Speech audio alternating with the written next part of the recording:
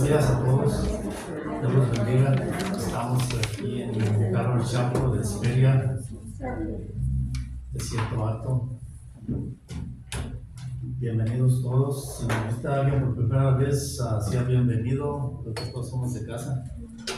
Entonces, vamos a leer el boletín. Lo tiene, las instrucciones están en el boletín. Ahí pueden mirar y seguir las instrucciones.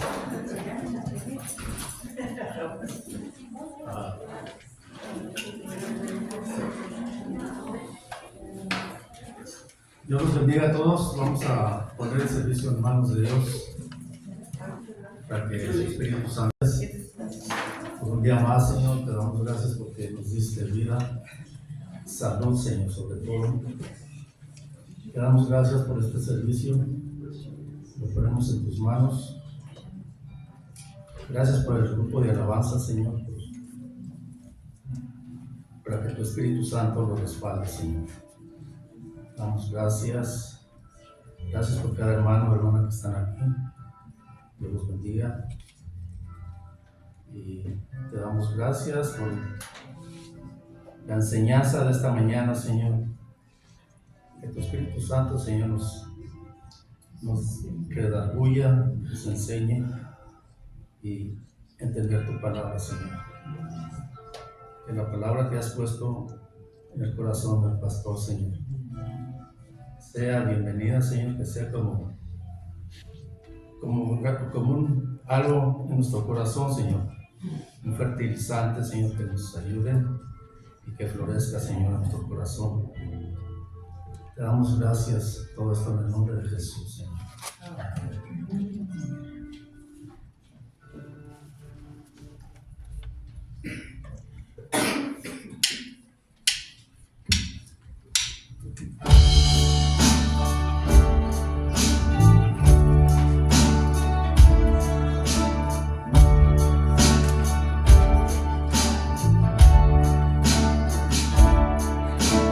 Yo te busco.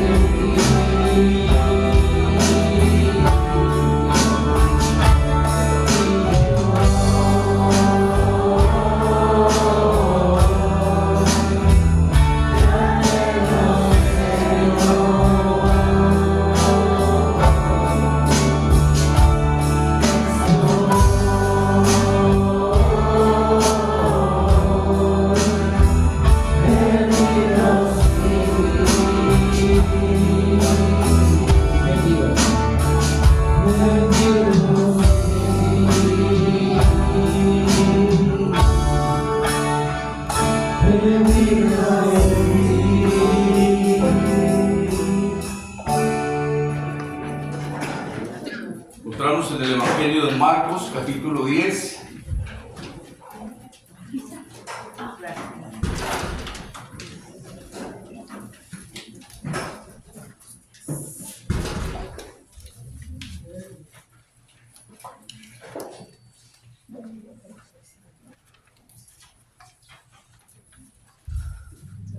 Vamos a leer de los versículos 35 al 45. El título de nuestro mensaje es de petición de Santiago o Jacobo y Juan.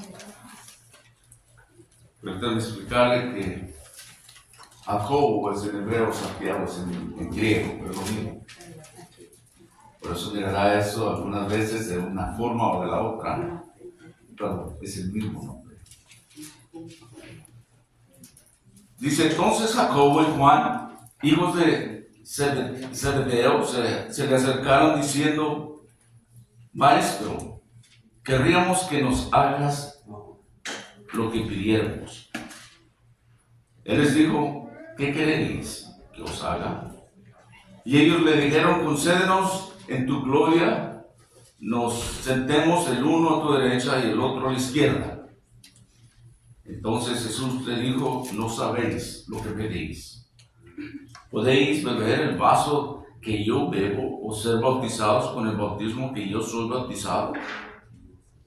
Ellos dijeron: podemos. Jesús les dijo: la verdad, del vaso que yo bebo, beberéis, y con el bautismo con que yo soy bautizado, seréis bautizados. Pero el sentaros a mi derecha y a mi izquierda no es mío darlo, sino aquellos para quienes está preparado. Cuando lo oyeron los 10, comenzaron a enojarse contra Jacobo y contra Juan. Mas Jesús, llamándolos, les dijo: sabéis que los que son tenidos por gobernantes de las naciones se enseñorearán de ellas, y sus grandes ejercen sobre ellas potestad. Pero no será así entre vosotros, sino que el que quiera hacerse grande entre vosotros será vuestro servidor. Y el que de vosotros quiera ser el primero será siervo de todos. Porque el Hijo del Hombre no vino para ser servido, sino para servir y para dar su vida en rescate por muchos. Padre, gracias por haber mandado a tu Hijo para pagar, para rescatarnos, para pagar por nuestros pecados. En esta mañana, al estudiar estos cuantos versículos, al leerlos, pedimos que nos des entendimiento, que tu Espíritu Santo esté aquí una vez más, Señor, en esta porción del servicio. Sabemos que estás aquí, pero continuamos haciendo esa invitación, Señor, para que tú nos ilumines y nos des sabiduría y entendimiento, Padre. Ruego que bendigas cada corazón, Señor, cada alma aquí presente, Señor, para que puedan recibir tu palabra, que podamos recibir tu palabra. Seamos exaltados exhortados, más bien dicho, corregidos o educados, o simplemente animados. Padre, por medio de tu Espíritu Santo, haz tu voluntad en nosotros. Rogamos en el nombre de Jesucristo, nuestro Salvador.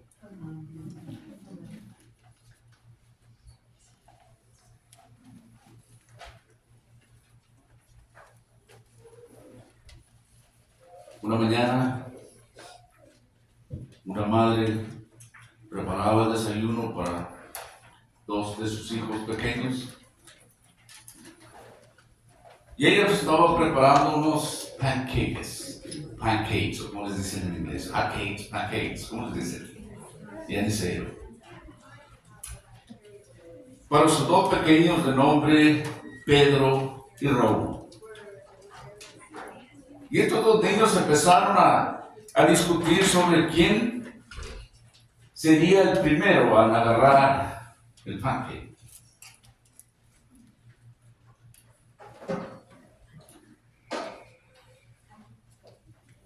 La mamá dijo, pensando en sería un buen momento para enseñarles a sus dos hijos algo de disciplina o algo de sabiduría. Y ella preguntó, si estuviera sentado aquí Jesús, ¿qué diría él? Y uno de los niños, el más grande, dijo, dale a tu hermano el primer pancake. Así es que Pedro el mayor se volteó a su hermano menor y le dijo, muy bien, Raúl, tú vas a ser Jesús.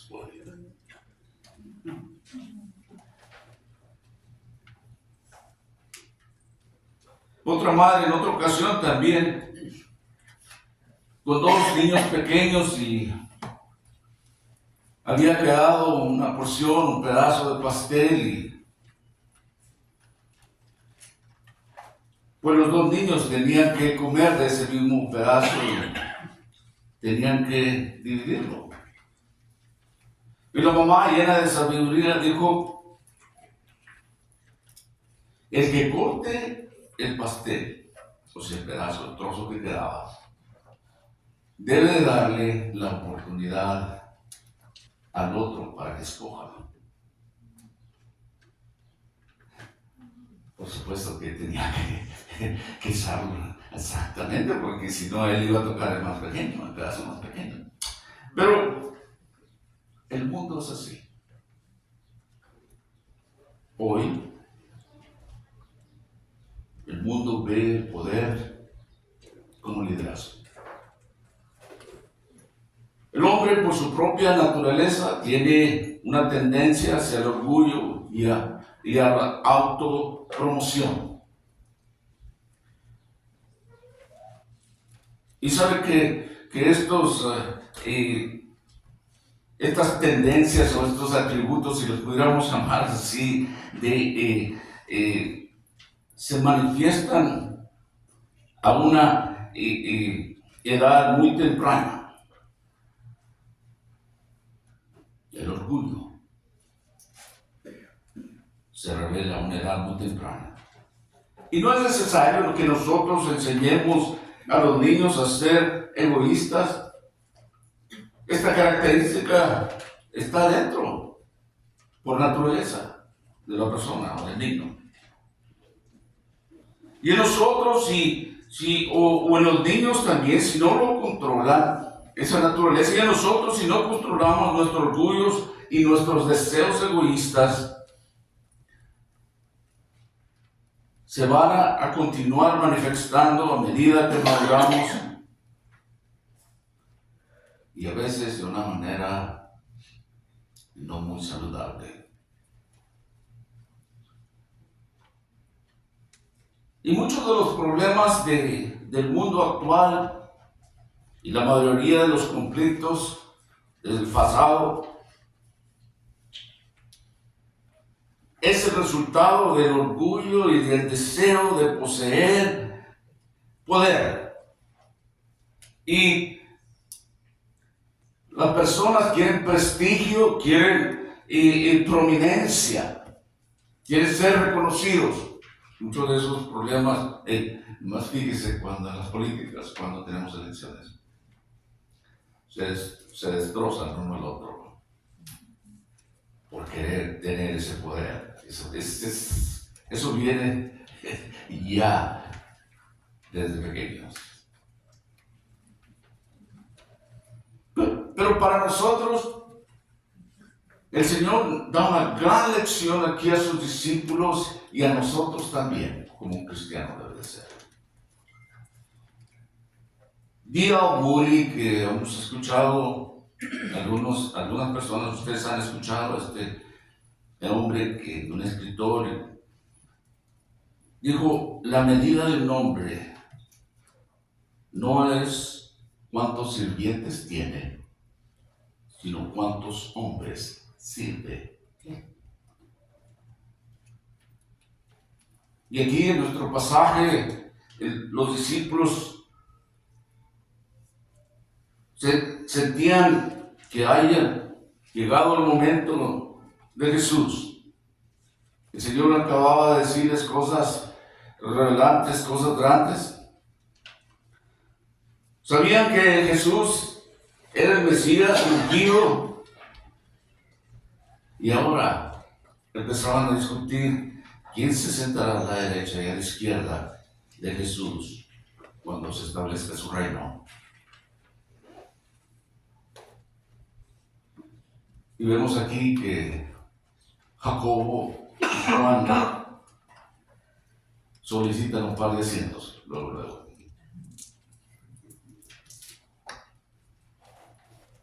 Uno a la izquierda del Señor y otro a la derecha del Señor Jesús, cuando el Señor esté en su gloria. Pero vemos el escenario de los versículos anteriores, cuando Jesús predijo su muerte por tercera vez, y estaban en el camino, es decir, subiendo a Jerusalén, y Jesús iba delante de ellos, y ellos se quedaban asombrados y los seguían con miedo. Y el Señor, vemos ahí en esos versículos cómo empezó a contarles lo que habría de venir en el futuro. Y él dijo en el versículo 31 de Marcos 10, iban por el camino subiendo a Jerusalén y Jesús iba delante de ellos. Y ellos se asombraron y le seguían con miedo. Entonces, volviendo a tomarlos a los 12, les comenzó a decir las cosas que habían de acontecer. He aquí subimos a Jerusalén, y el Hijo del Hombre será entregado a los principales sacerdotes y a los escribas, y le condenarán a muerte, y le entregarán a los gentiles. Le encarnecerán, le azotarán y escupirán en él, y le matarán, mas al tercer día resucitará. El Señor, a unos cuantos días de la cruz, con rumbo a Jerusalén, viviría en este mundo unos cuantos días más.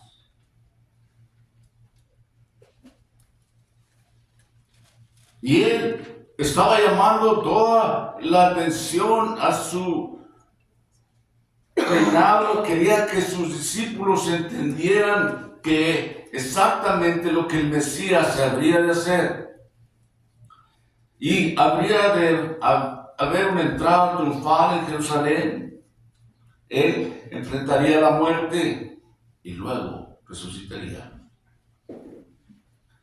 Esta es la tercera y última vez que Jesús predice su muerte.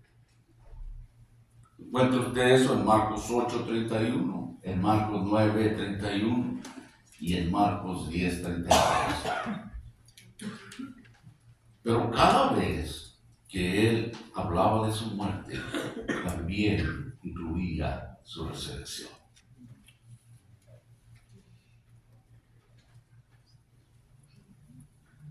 Y el Señor continuaba dando detalles desagradables para los discípulos, bueno, para cualquier persona. ¿Cómo habría de ser entregado a estos sacerdotes y maestros de la ley? ¿Cómo habría de ser sentenciado a muerte, burlado, golpeado, escupido y crucificado?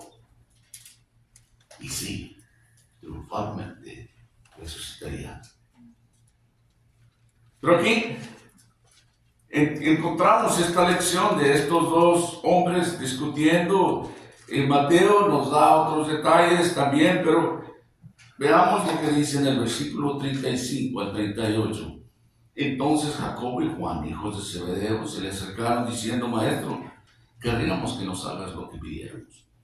Él les dijo: ¿qué queréis que os haga? Ellos dijeron: concédenos que en tu gloria nos sentemos uno a tu derecha y el otro a tu izquierda. Entonces Jesús le dijo: no sabéis lo que pedís. ¿podéis beber del vaso de que yo bebo, o ser bautizados con el bautismo que yo soy bautizado? Ellos dijeron, podemos. Jesús les dijo, a la verdad, del vaso que yo bebo beberéis, y con el bautismo que yo soy bautizado, seréis bautizados. En el Antiguo Testamento, el término la copa o el vaso se usaba muy comúnmente. Era como una metáfora de algo asignado a una persona o a un grupo de personas por Dios. La copa asignada por Dios podría referirse a bendiciones, pero en muchas ocasiones se refería al juicio de Dios por el pecado.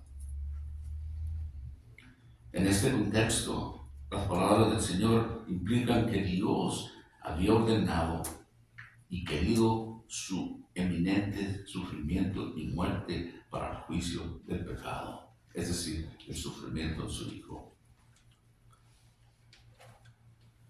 Y la palabra bautizado es interesante porque vamos a tener bautismos el siguiente domingo en la tarde. El hermano Gabriel habló un poco sobre esto. Es en Spring Valley Lake, si algunos conocen, y si no, pues hable con nosotros. Vamos a tratar de ayudar a llegar ahí. Pero el bautismo significa literalmente sumergido, todo bajo el agua.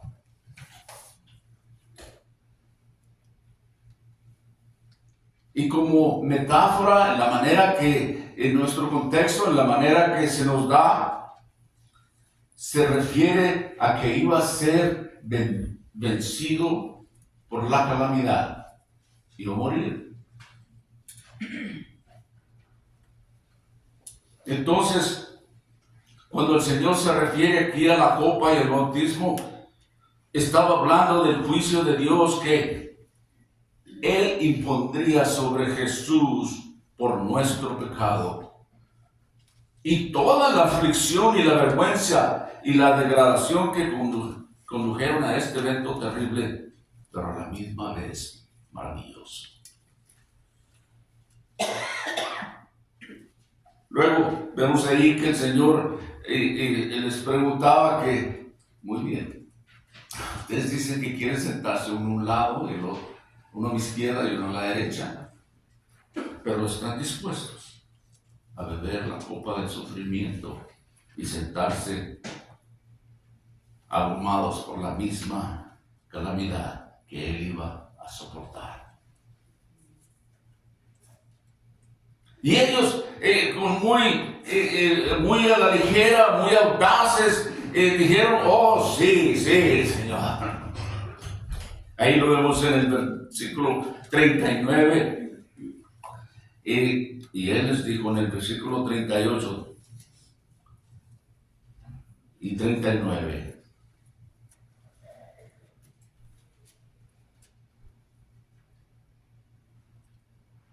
Pensaban quizás que sería una batalla gloriosa para conquistar sus discípulos. Oh, sí, lo que tú luego también nosotros.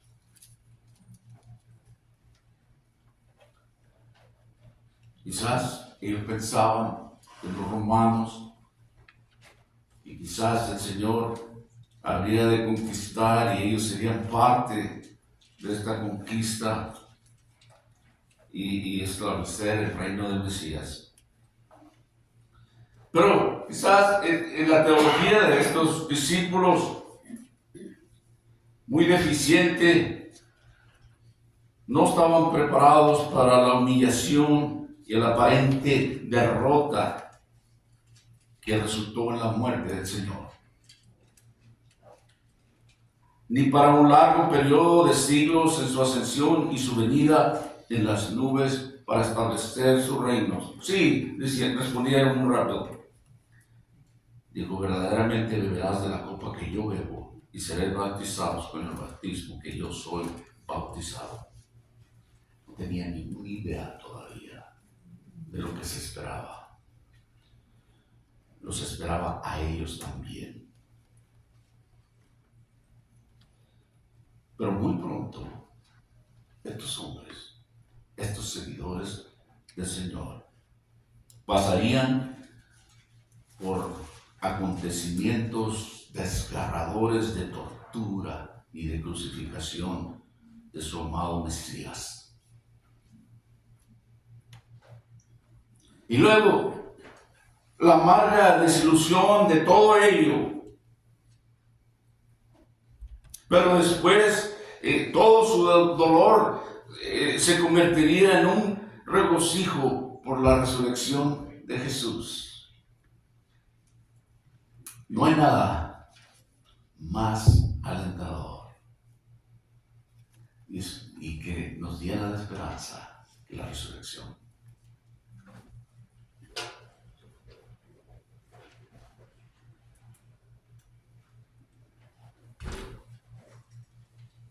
Tuve la oportunidad de hacer un funeral ayer y siempre me gusta hablar de la resurrección. Él dijo, yo soy la resurrección y la vida. El que cree en mí, aunque muera, vivirá eternamente.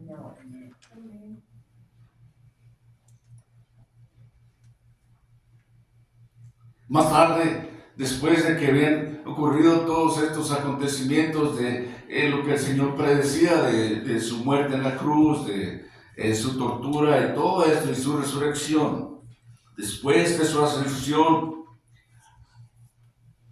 se establece la iglesia primitiva.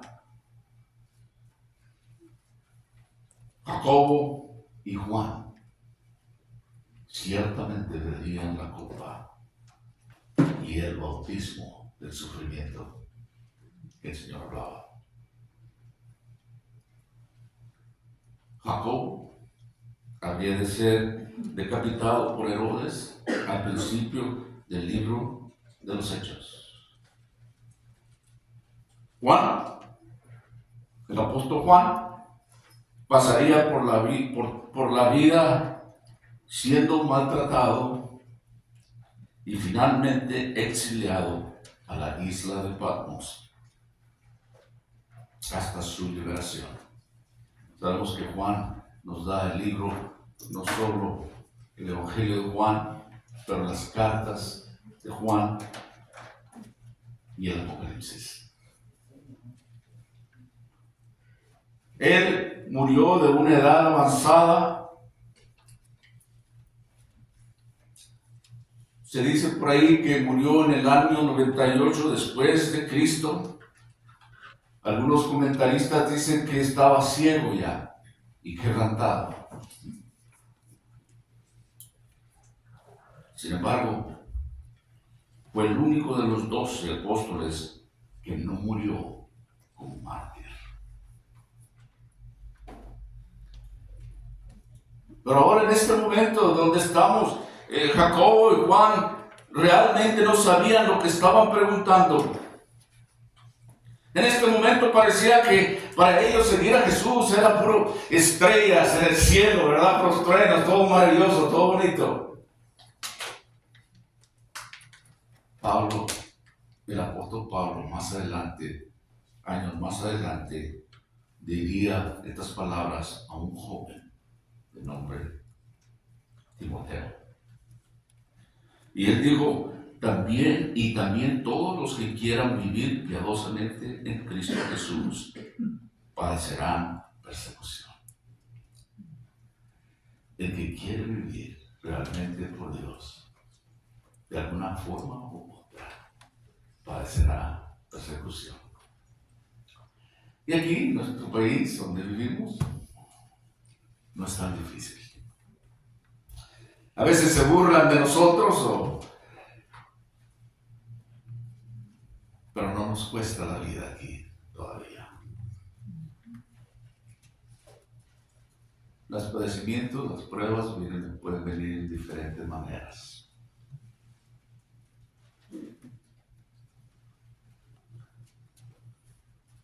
quiere vivir por Cristo, piadosamente es la palabra que se usa,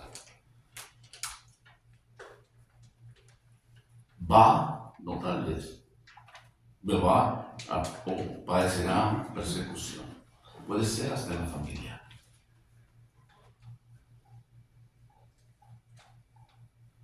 Mucha gente no quiere oír de Dios, de Cristo. Y se burlarán de usted y tratarán de hacerlo en público, avergonzarlo, pero claro que nos duele, pero en comparación no es nada.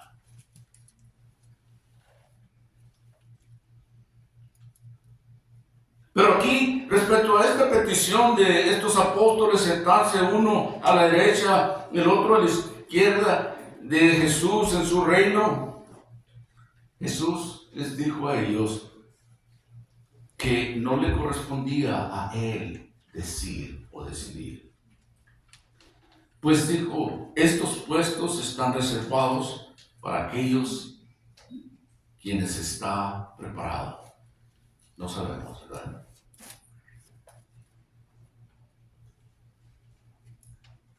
Marcos aquí no nos dice que quién decide quién se sentará en los lugares de honor de derecha a la izquierda. El Señor dijo, no es para mí decidir esto. Es todo lo que dice, ¿verdad?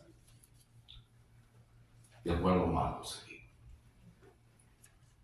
Pero en la versión de la historia de Mateo, Jesús dijo que era un lugar de decisión de Dios Padre. Él sí lo aclaró.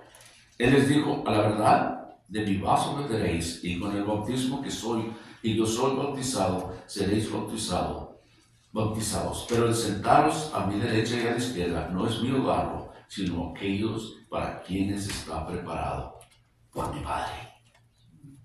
Mateo capítulo 20, versículo 23.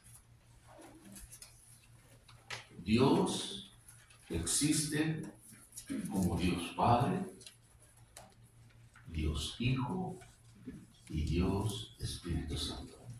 Esta es la Trinidad. Pero a la vez son unos en la Trinidad. Pero cada uno tiene roles independientes que desempeñar. El Señor siempre tuvo cuidado de no infringir esa jurisdicción de Dios Padre o de Dios Espíritu Santo. De los versículos 41 al 45, el Señor explica la actitud de discipulado para aquellos que quieren seguir a Jesús.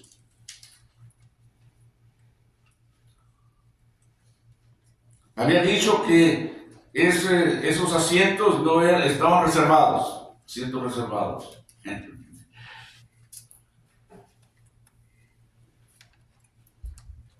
Pero vemos ahí en el versículo 45, y les voy a decir mi versión. Después les digo lo que dice la Biblia. Los demás dijeron a Jacobo y a Juan, ¡bú!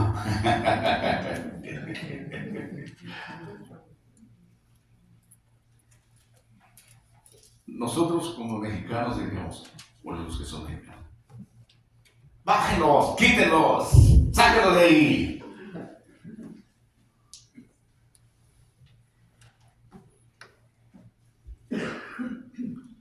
Los dos tenían ambiciones egoístas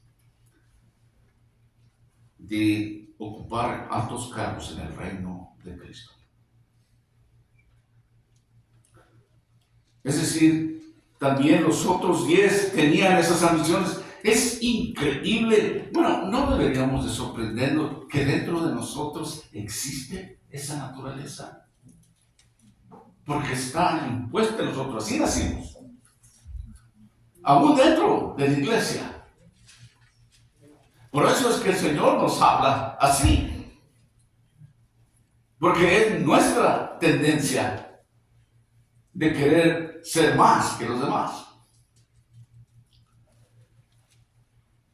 qué él tiene esta posición, por qué ella, o por qué esto, o por qué lo otro. Y yo me incluyo aquí. Dios tiene que hablarnos. Hay veces que Él nos saca, nos pone a un lado para decirnos, si quieres ser mi discípulo, si tú quieres seguirme a mí, estas son las reglas.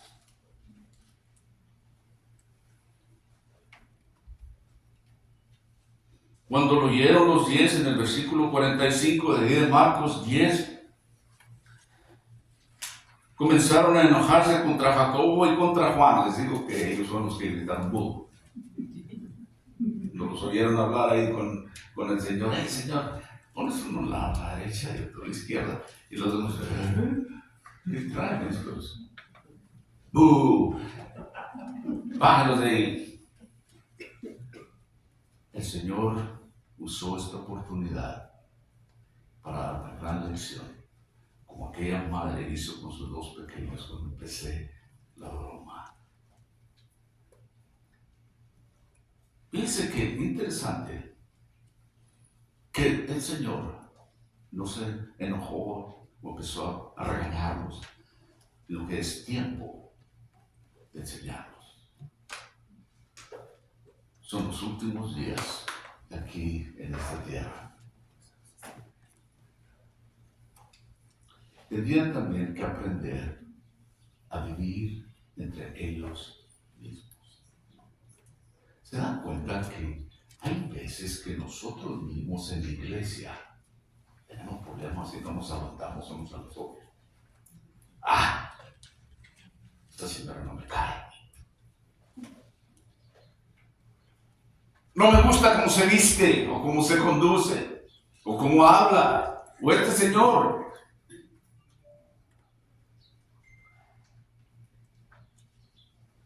No es diferente. Jesús dijo, les llamó y les dijo, vengan para acá. ¿Sabéis que los que son tenidos por gobernantes de las naciones se enseñorean de ellas? Y sus grandes ejercen sobre ellas potestad. Pero no será así entre vosotros. Era una oportunidad para el Señor de explicarles algo que ya se había referido algunas veces en los últimos días. Había hablado acerca de esto. En Marcos capítulo 9, versículo 35, en el capítulo anterior, en el versículo 35, les dijo, si alguno quiere ser el primero, será el último de todos y servidor de todos. Estaba escuchando un mensaje del pastor Chuck Smith, que ya hace algunos años que está con el Señor, que empezó Calvary Chapels. Él servía en Costa Mesa, un hombre muy humilde. Y él tenía un pastor que en una ocasión hace muchos años vino aquí también a esta iglesia. Y él se refirió a él porque era un hombre de un carácter muy fuerte, ¿verdad? Dios nos da dos personalidades y nos usa de diferentes maneras. Dice que llegó un hombre y dijo, hey, yo quiero servir. Mi deseo es tener un puesto. Y le digo, mira, le dijo aquel pastor de la iglesia de Cabo Chapo de Costa Mesa, le dijo, hey, ahí hay unos guantes, ahí hay una escoba de trapeador. Empieza por los baños. No, no es lo que quiero. Lo que quieres es grande. Empieza por ser. Y él comentaba al pastor Chuck que en sus primeros 20 años, él trabajaba para sostener a su familia antes de poder ser sostenido por la iglesia, ¿verdad? Porque tenía derecho, ¿verdad? El trabajador tiene derecho a su salario. 20 años, dijo él, que duró trabajando por fuera y ministrando en la iglesia antes de poder recibir un salario de la iglesia. Pero que el otro pastor dijo, agarra el trapeador y la escoba y empieza allá por los baños. Ay, eso es lo peor que hay aquí. Pues que no tienen a alguien que haga el aseo, que no. Esa es la primera respuesta que la gente diría. El Señor también dijo en Marcos 10:31, pero muchos de los primeros serán últimos y el último primero.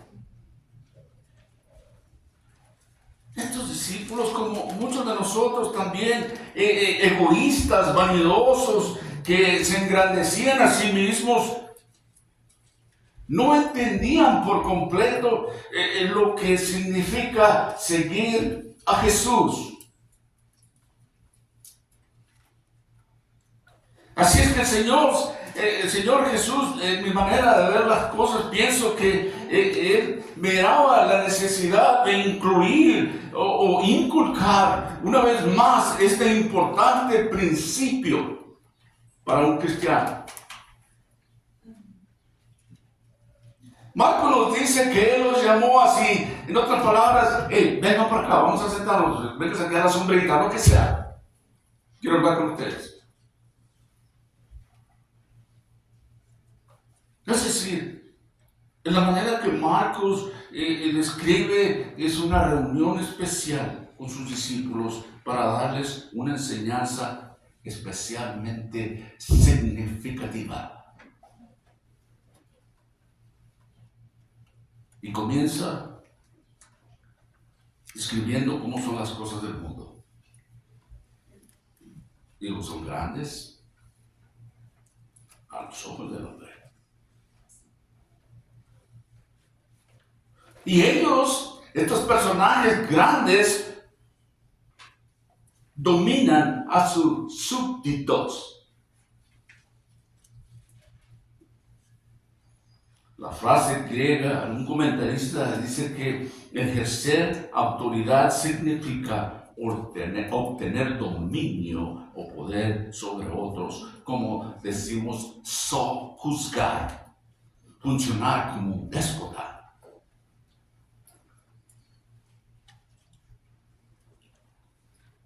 Cuando usted oye a algunos de esos artistas o cantantes, famosos actores que no han tenido la fama y el dinero, cómo hablan a sus empleados en algunas ocasiones, o grandes políticos, hombres de dinero, de autoridad. ¡Tú! Déspotas.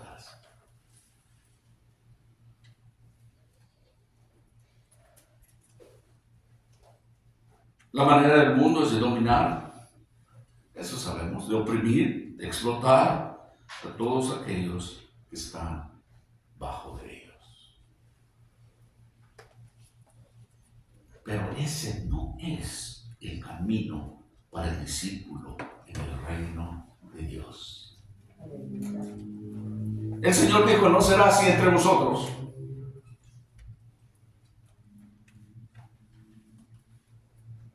Dijo el Señor, alguien dijo que es más como una orden que como una declaración de hecho. Esto es lo que ustedes deben de ser. No es lo que me gusta a mí, bueno, me da el arte un poquito. Pero el Señor es el siervo de todos. Es la muestra. Dice en el versículo 43, estoy leyendo la porción B, sino el que quiera hacerse grande entre vosotros será vuestro servidor. ¿Quieres ser grande? Va a ser el servidor de los demás.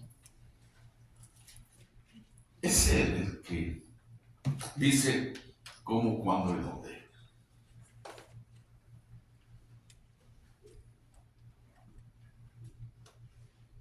Dice que el que quiera ser grande será su servidor. Estas son palabras generalmente para aquellos que tendían las mesas como sirvientes comunes en una casa. Es de ahí donde obtenemos la palabra diácono, que en realidad significa siervo.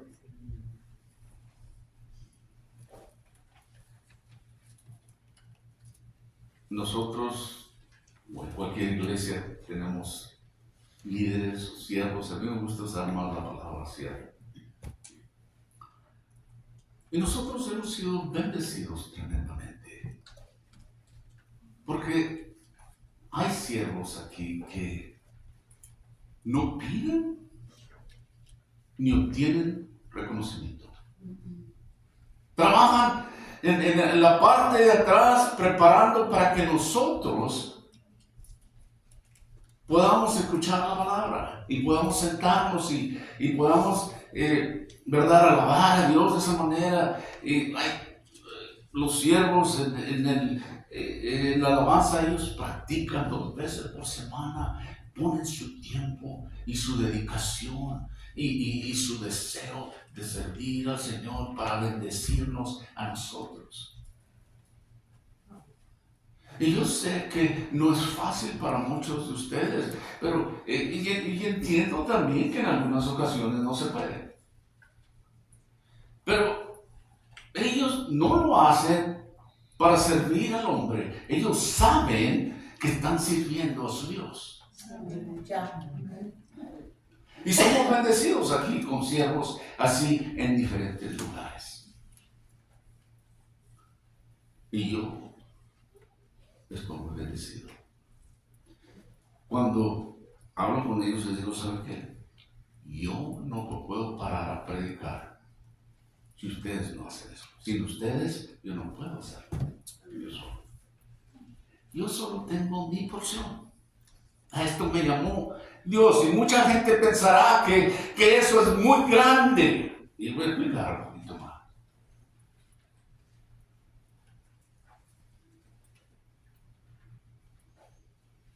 Pero esto era un concepto asombroso para aquellos discípulos egoístas. ¿Cómo? Tengo que servir las mesas. Pero el Señor va un poquito más allá de eso. Versículo 44. Él dice, y el que de vosotros quiera ser primero, será siervo de todos. Primero, el que quiera ser grande tiene que ser servidor, ¿verdad? Y luego, el que quiera ser primero, bueno, tiene que ser el servidor de todos.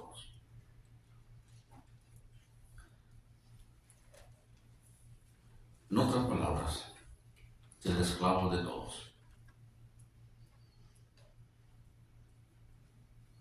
Cualquiera que sea el primero será servidor de todos, un siervo. Eso no. Siervo, esclavo. El apóstol Pablo decía siervo y esclavo de Jesucristo. Así introducía algunas de sus cartas. Este hombre que perseguía a la iglesia, ahora decía un siervo y esclavo del Señor Jesucristo.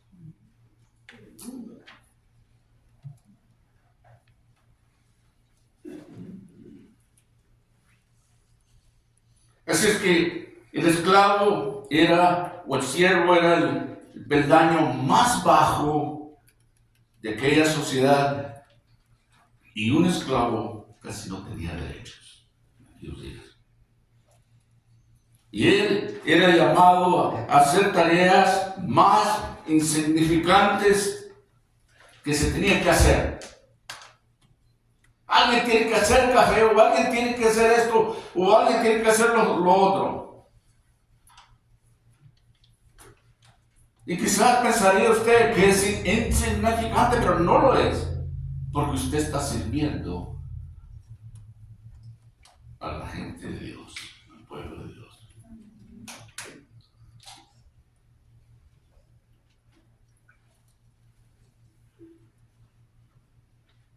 Así es que lo que el Señor estaba enseñando trastornaba o cambiaba todo el sistema del mundo.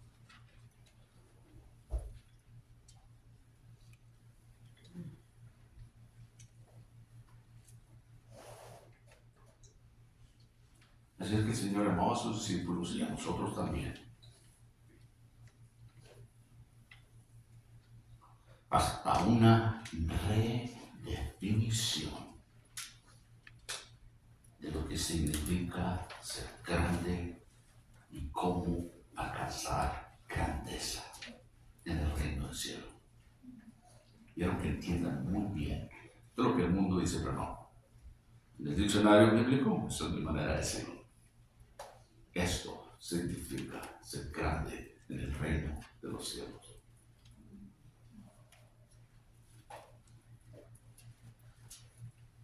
Pero ya en el siguiente versículo, el último versículo de nuestro texto, el mismo Señor Jesucristo modeló la grandeza para nosotros, lo que significa ser grande para nosotros. Dijo, porque el Hijo del Hombre no vino a ser servido, sino para servir y para dar su vida en rescate por muchos.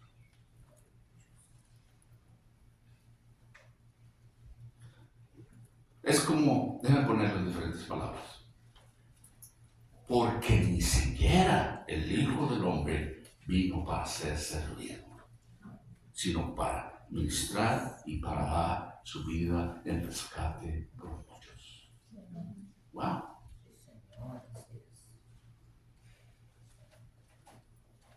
¿No es algo asombroso? El Señor podría haber llamado a muchos huestes celestiales del cielo, a sus ángeles, para cumplir cada uno de sus caprichos, si pudiéramos decirlo así, lo que Él quisiera. Porque tenía el poder. Pero no. Él vino para servir. Él es el modelo. Así deben de ser las cosas en el reino de Dios. Y yo soy el primero. Eso es como yo lo estoy leyendo. Él es nuestro patrón, nuestro modelo, nuestra guía. Es nuestro ejemplo a seguir. Todos nosotros, pastores, líderes, especialmente los que somos llamados a predicar, los pastores y a los líderes, debemos de seguir a Jesús humildemente en servidumbre, que no todo el tiempo lo hacemos así, pero este es el modelo para mí, para todos nosotros.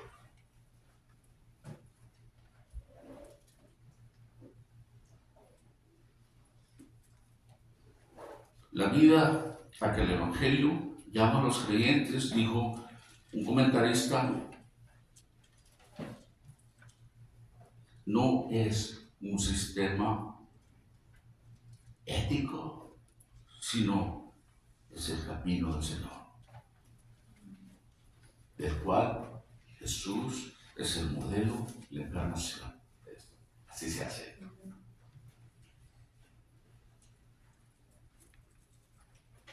Este modelo de ministerio no puede surgir del orden secular, no puede venir del mundo, en otras palabras, pero solo desde el camino único de Jesús,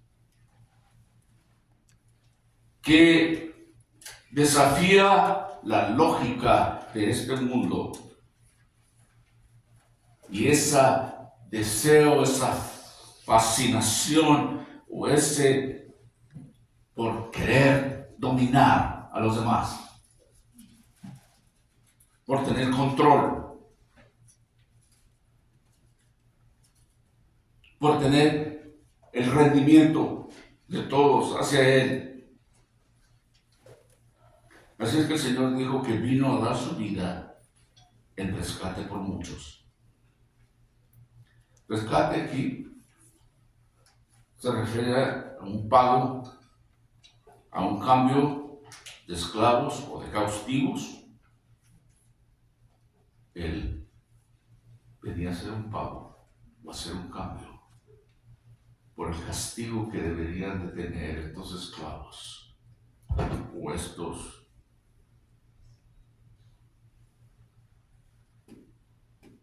cautivos. Él habría de darse a sí mismo en rescate que implica el sustituto en vez de nosotros. Yo no podía pagar por mis pecados. Existe tal cosa que hay consecuencias en nuestros pecados, pero en lo que se refiere a la vida eterna. En una ocasión recuerdo que una persona moribunda, al visitarlo, me dijo: hermano, estoy pagando por mis pecados. Era la hermana. Dije: hermana, no. Sus pecados han sido pagados ya. Pero sí hay consecuencias. Pero su vida eterna está pagada.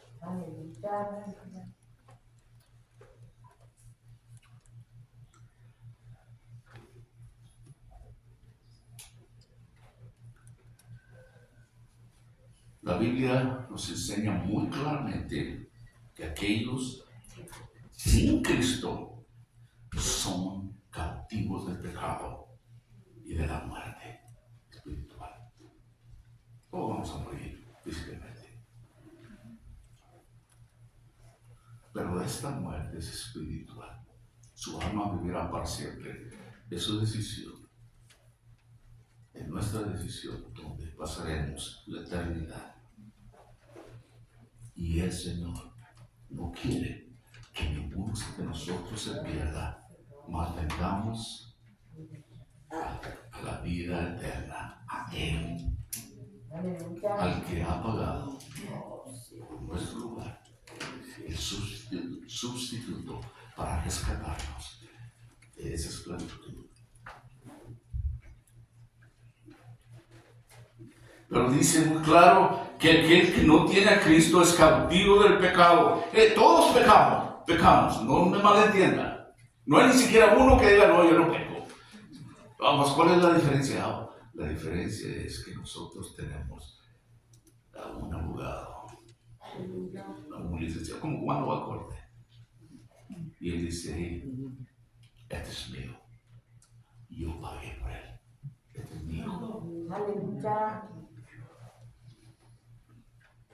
El Señor en la cruz paga por nuestro pecado, por la muerte espiritual, y lo hace en nuestro lugar. Él llevó nuestro pecado en la cruz, y cuando Él exclamó estas palabras: Dios mío, ¿por qué me has desamparado? Fue porque el Padre impuso todo su juicio por nuestro pecado sobre Jesús en nuestro lugar.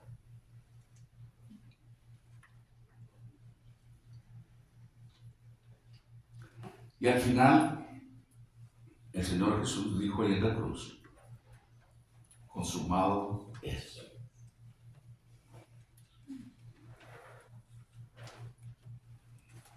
Y fíjense que aprendí que esa era una frase que se usaba en aquellos días cuando había un préstamo o una multa financiera. Cuando se pagaba, decía: consumado es. Y es así. Cuando el Señor dijo en la cruz: está hecho, pagado.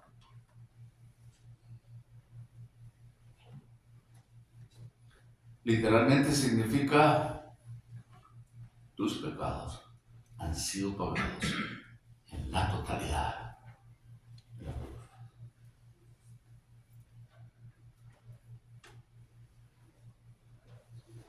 Alguien dijo que había decenas de facturas de venta en la antigüedad con esa frase escrita en la factura: pagada, consumado es. El Señor agotado, quebrantado, habiendo soportado toda la ira de Dios contra el pecado, allí en la cruz gritó, pagado totalmente, consumado es. Y fue entonces cuando murió.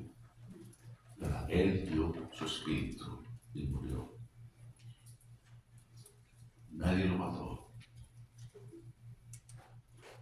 Habían de llegar los soldados romanos para quebrar las rodillas de aquellos 3 varones en las cruces, para que pudieran relajar así sus piernas y los músculos del pecho o de la caja torácica, como puede llamarlo, asfixiar a aquellos hombres que eran crucificados. Todo terrible. Pero él dio su espíritu cuando dijo, consumado es. Listo, pagado, ya. El Señor dijo esto. Juan registra esto en el Evangelio de Juan, capítulo 8, versículo 50. Pero yo no busco mi gloria, hablando del Señor Jesús. Hay quien la busca y juzga. De cierto os digo, el que guarda mi palabra nunca verá muerte.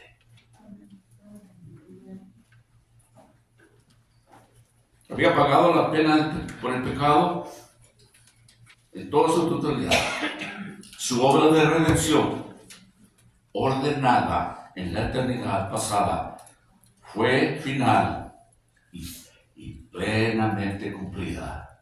Está hecho para siempre.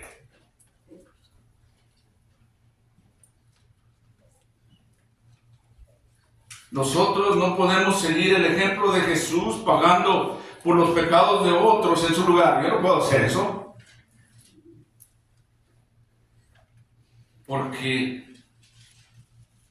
yo, o usted o yo, no somos libres del pecado como Jesús lo era. Él nunca pecó. Pero podemos seguir a Jesús entregándonos nosotros mismos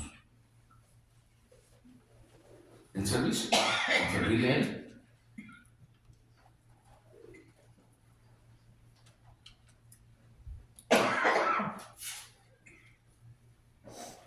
Un comentarista que dijo esto, la razón por la que un siervo es la posición más pertinente en el reino de Dios, es la más grande en el reino de Dios, la posición de ser un siervo, es porque la única función de un siervo es de dar, de dar.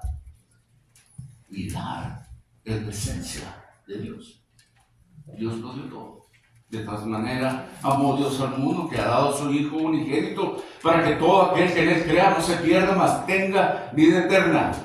Dios Padre dio a su Hijo unigénito único para que él diera su vida por nosotros, para que él pagara, para que él fuera ese sustituto por mi pecado.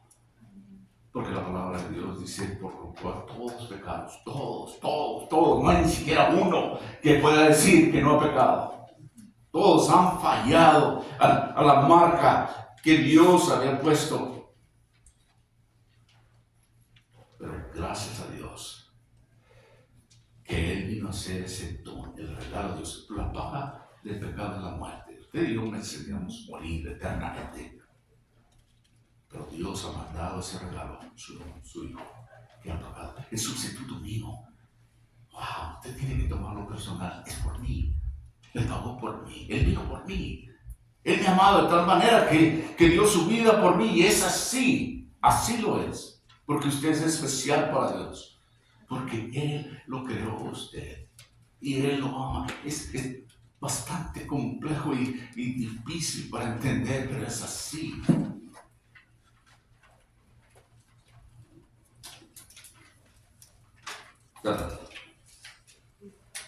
Este pasaje nos enseña principios muy importantes. ¿Cómo pues tomaremos estos principios del Señor y lo aplicaremos personalmente en nuestras vidas?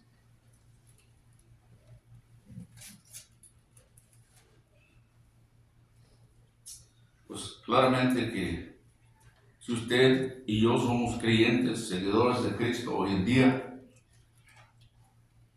esto nos enseña que debemos de buscar ser siervos y esclavos de los demás.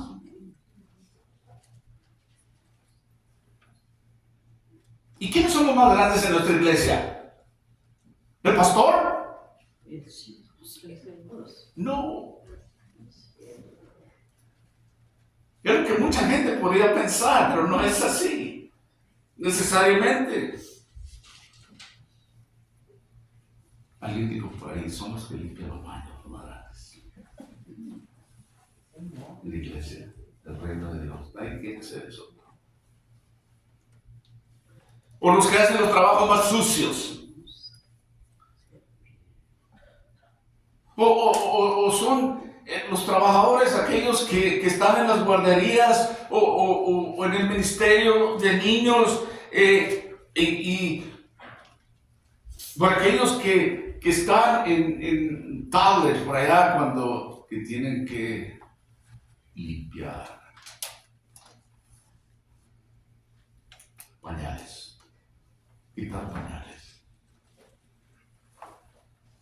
Si alguna vez ha visto usted estado en esos lugares, hay veces que cuando todavía no se les puede enseñar a un nivel donde, ¿verdad?, los niños se les enseña a su nivel. Pero si está ahí con los pequeños, o si entra ahí a ver si lo deja, se vomita. Y usted puede estar, ustedes madres entienden eso, pero nosotros como varones batallamos más con eso. Tienes un bebé ahí, oh no. Y esto es mi ropa dominguera, dice uno. Esta es mi mejor ropa de vestir. Y mira, ya me llenó aquí todo. Y lo que empieza a ver otras cosas. Esos son siervos de Dios. Para que usted y yo podamos estar aquí alabando al Señor, ¿verdad? Y escuchando su palabra, aprendiendo de Él. Pero hay en diferentes lugares. Les digo, porque estoy predicando aquí, iba a ser el mayor.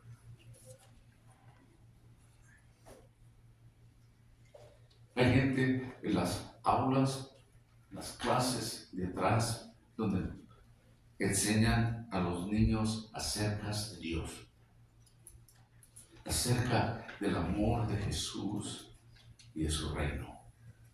¿Se acuerdan lo que hacían cuando los discípulos querían impedir que trajeran a los niños al Señor? Y dijo, no, ¿qué están haciendo? De tal es el reino de los cielos. Dejen que se acerquen. Permítame ir un poco más allá. Me fui grande. ¿Quiénes son los más importantes en nuestros hogares y en nuestras familias? Los hombres que sirven desinteresadamente a su esposa e hijos y se entregan a ellos días tras día. Yo oí un pastor que decía, el verdadero hombre de Dios anda puchando el carro en la tienda de abarrotes con el niño ahí en medio y su esposa agarrando la comida. Porque mucho varón no quiere hacer eso. No, tú.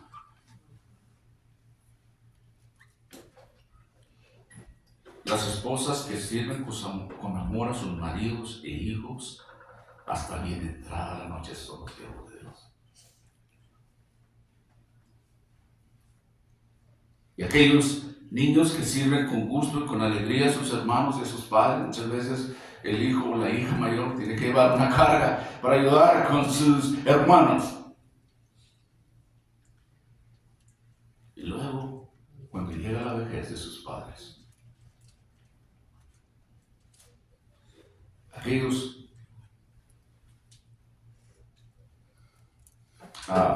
hijos adultos que honran y sirven a esos padres, ahora en su vejez. Con esto cierro. El Señor dijo: vosotros me llamáis maestro y Señor. Y decís bien, porque lo soy. Pues si yo, el Señor y Maestro, he lavado vuestros pies, vosotros también debéis lavar los pies los unos a los otros. Porque ejemplo os he dado, para que como yo os he hecho, vosotros también hagáis. Y eso lo encuentra usted en el Evangelio de Juan, capítulo 13, de los versículos 13 en adelante. De cierto os digo, el siervo no es mayor que su Señor, ni el enviado es mayor que el que le envió. Si sabéis estas cosas, bienaventurados seréis si las hacéis. Padre, te damos gracias por este tiempo de la palabra, Señor. Gracias por tus instrucciones guiadas por tu Espíritu Santo. Y Señor, que guardemos en nuestros corazones, Señor, de una manera permanente tus consejos y tu sabiduría, tu enseñanza, para que podamos aplicarla también nosotros en nuestras propias vidas. Te damos gracias, Señor, por aquellos siervos que te sirven a ti. Señor, por aquellos que has llamado a servir. Por el privilegio que nos das a cada uno de nosotros, a todos, de ser parte de tu reino en cualquier capacidad. Señor, gracias por amarnos de tal forma que nos has dado el modelo, nos has puesto la muestra lo que es servir. Gracias por habernos amado y venir a dar tu vida por nosotros, a rescatarnos para darnos vida eterna. Padre, te alabamos y damos gracias en el nombre de Jesucristo.